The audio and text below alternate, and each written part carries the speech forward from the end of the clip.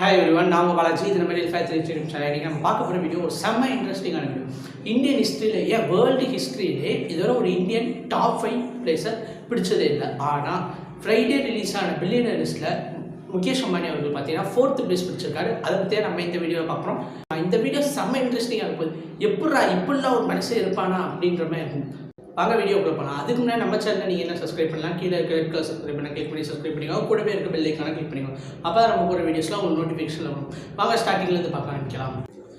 Yesterday Bloomberg வெளியிட்ட பணக்காரர்கள் லிஸ்ட்ல டாப் ஃபர்ஸ்ட்ல இருக்குது அமேசானோட CEO Jeff Bezos, and second இடத்துல இருக்குது பில் கேட்ஸ், அண்ட் தேர்ட் இடத்துல இருக்குது ஃபேஸ்புக்கோட ஓனர் மார்க் ஜக்கர்பர்க். 4th பிளேஸில் நம்ம தலைவர் அம்பானி வந்து உட்காந்துட்டார். இவரோட சொத்து மதிப்பு எவ்வளோ அப்படின்னு பார்த்தீங்கன்னா 80.2 பில்லியன் அமெரிக்கன் டாலர்ஸ். இந்தியன் வேல்யூவில் சொல்லணும்னா 6.3 லட்சம் கோடி. லாஸ்ட்டாக ஜனவரியில், அதாவது 2020 ஜனவரியில் வெளியான லிஸ்ட்டில் இவர் பார்த்தீங்கன்னா 10th பிளேஸில் 11th பிளேஸில் இருந்தார்.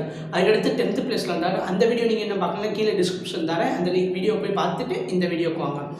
இப்போ பார்த்தீங்கன்னா இவர் கிட்டத்தட்ட 6 மாதத்தில் 6 இடம் முன்னேறி 4வது இடத்துல வந்திருக்கார். இந்த லாஸ்ட் 6 மந்த்ஸில் முன்னே இவரோட சொத்தோட மதிப்பு அப்படின்றது கிட்டத்தட்ட 145 மடங்கு வந்து அதிகரிச்சு, 145% வந்து அதிகரிச்சிருக்கு.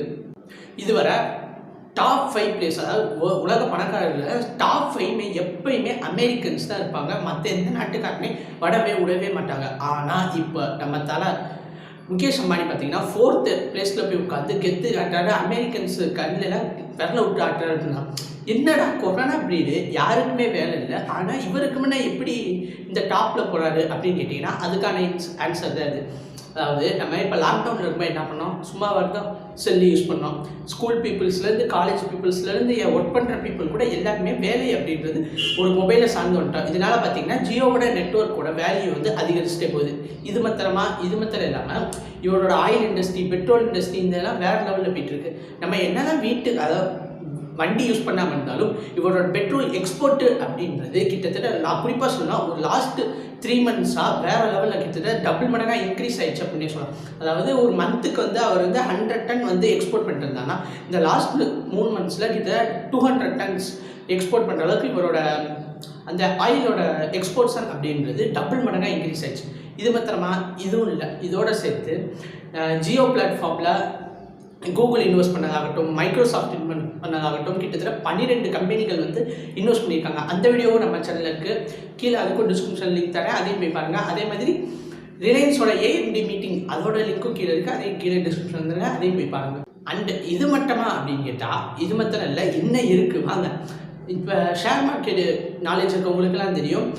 இப்போ லாஸ்ட் 3 மந்த்ஸாக ரிலையன்ஸோட ஷேர்ஸோட வேல்யூ அப்படின்றது வேறு லெவலில் போயிட்டு இருந்துச்சு. அதாவது ஹிஸ்ட்ரியிலே இப்போ இந்தியன் ஹிஸ்ட்ரியிலே ஒரு லாஸ்ட் 1 இயரில் ஹிஸ்ட்ரியில் இல்லாத அளவுக்கு இவரோட வேல்யூஸ் எல்லாம் பீக்கில் போயிட்டு இருந்துச்சு.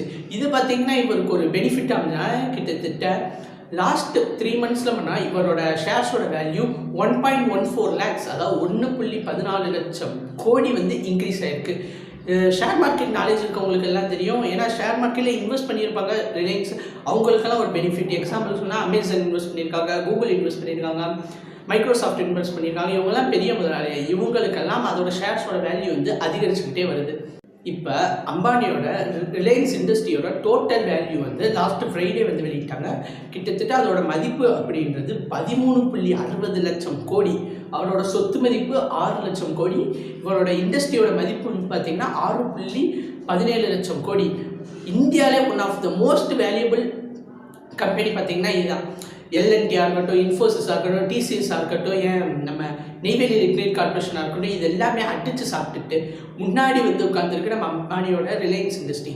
ரிலையன்ஸ் இண்டஸ்ட்ரின்றது எல்லாமே வந்து ரிலையன்ஸ் மார்க்கெட்டாக இருக்கட்டும், ஜியோ பிளாட்ஃபார்மாக இருக்கட்டும், அண்டு இந்த ஆயில் பிஸ்னஸ், இது எல்லாமே இந்த ரிலையன்ஸ் இண்டஸ்ட்ரிக்குள்ளே தான் வரும். இந்த 2020 ஸ்டார்டிங்லேருந்து கொரோனாவாக இருக்கட்டும், பொருளாதாரம் எல்லா மனுஷனையும் போட்டு வாட்டி வந்துச்சு, ஒரு ஃப்ரை பண்ணி எடுத்துருச்சு. ஆனால் அம்பானிக்கு முன்னே இது ஒரு நல்ல காலம் அப்படின்னு சொல்லலாம். ஏன்னா இந்த இயர் ஸ்டார்டிங்லேருந்து கிட்டத்தட்ட 7 மந்த் ஆயிடுச்சு. இந்த 7 மந்தில் இவரோட சொத்துன்றது கிட்டத்தட்ட 22 பில்லியன் அளவுக்கு எக்ஸ்ட்ரா வந்து ஆட் பண்ணியிருக்காரு இவரோட இண்டஸ்ட்ரீஸ் மூலமாக. இது மாத்திரம் இல்லாமல் JIO AMD மீட்டிங்கில் அம்பானி பார்த்தீங்கன்னா லாஸ்ட்டாக அவங்க சொல்லியிருந்தாரு 2021 டிசம்பர் 31க்குள்ளே ரிலையன்ஸ் இண்டஸ்ட்ரின்றது கடன் இல்லா கம்பெனியாக வந்துடும் அப்படின்னு சொன்னார். ஆனால் அதுக்கு முன்னாடியே ரிலையன்ஸ்ன்றது ஒரு கடன் இல்லா கம்பெனியாக ஆயிடுச்சு. இதனால அவரோட ஷேர் ஹோல்டர்ஸ்க்குலாம் இவர் கொடுத்துருந்த ப்ராமிஸை கிட்டத்தட்ட 1 வருஷம் 5 மாதத்துக்குள்ளேயுமே இவர் ரெக்டிஃபை பண்ணிட்டாரு அப்படின்னு சொல்லலாம். ஓகே வியூவர்ஸ், இதான் இன்னைக்கான வீடியோ கண்டிப்பாக உங்களுக்கு பிடிச்சிருக்கீங்க. பிடிச்சிருந்தா கீழே தப்ஸ் அப் கிளிக் பண்ணி லைக் பண்ணிக்கோங்க. இந்த வீடியோ பற்றி உங்கள் ஃப்ரெண்ட்ஸுக்கும் ஷேர் பண்ணுங்கள். ஏன்னா அவங்களும் தெரிஞ்சுக்கிட்டு என்னடா இப்படிலாம் ஒரு மனுஷன் இருப்பானா, இந்தியா ஹிஸ்ட்ரியிலே ஃபஸ்ட்டு ஒரு ஆள் வேர்ல்டு ஹிஸ்ட்ரியிலே ஃபஸ்ட்டு உள்ளே போயிருக்காரு, அதையும் தெரிஞ்சுக்கட்டும். அண்ட் இந்த வீடியோ கொடுத்து உங்களோட கருத்துக்களை கீழே கமெண்ட்டில் சொல்லுங்கள். இது மாதிரி உங்களுக்கு என்ன வீடியோ வேணும் அப்படின்றது கீழே கமெண்ட்டில் சொல்லுங்கள். இதே மாதிரி இன்னொரு வீடியோவில் பார்க்கலாம்.